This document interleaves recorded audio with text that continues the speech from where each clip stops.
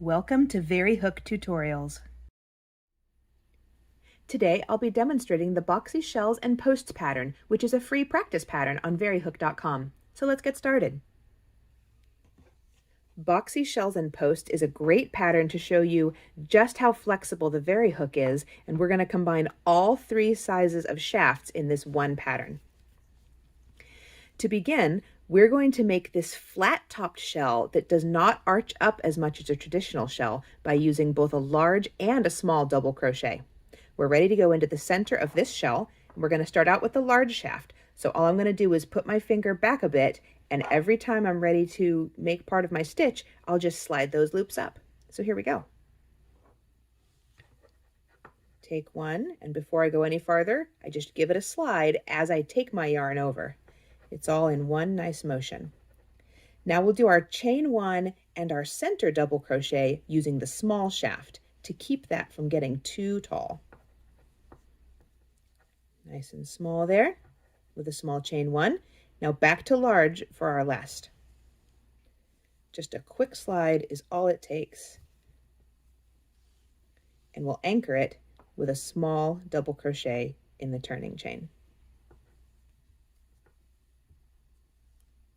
So you can see that without any pulling or tugging or fixing at all, that the top of this shell is practically flat. And that is the design for this pattern.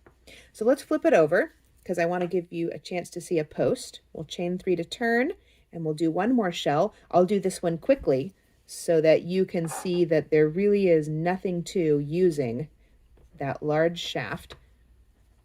No hesitation, no slowing down. It just goes right in there.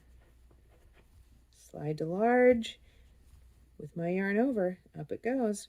And there's another perfectly flat top shell. All right, so for our post, we're going to use the medium shaft because a small shaft would be too tight and would pull down on our fabric, but the large would be too long and make it too floppy. So we're going to use the medium. So for this whole stitch, I'm just going to leave my finger lightly right at the transition as I hold, and whenever I go to slide, I don't even have to think about it. All the loops will stop for me. So because this is a back post, we're going to yarn over, and then we're going to reach around the back. I'll show it from this angle, and we're going to go around that post from this side. Here's what it looks like on the back if you haven't done one before. Same as any other back post. So we're just going to tuck under it like that.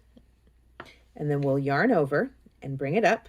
And as we finish the stitch, we're just going to slide up every time we take our yarn over, and it will stop at the medium. So you can see from the front that this makes this nice long ridge to give a great texture, and it doesn't pull down too much, and it also doesn't stay as tall as the top of the shell because that's not what we would like for the pattern. We want a little bit of a dip right here in the middle, but not too much. So you can see how flat this lies. This has not been blocked or stretched. I'm working on it right now, and it is nice and flat, and it doesn't curl at the edges, which is one of the best strengths of the VarieHook.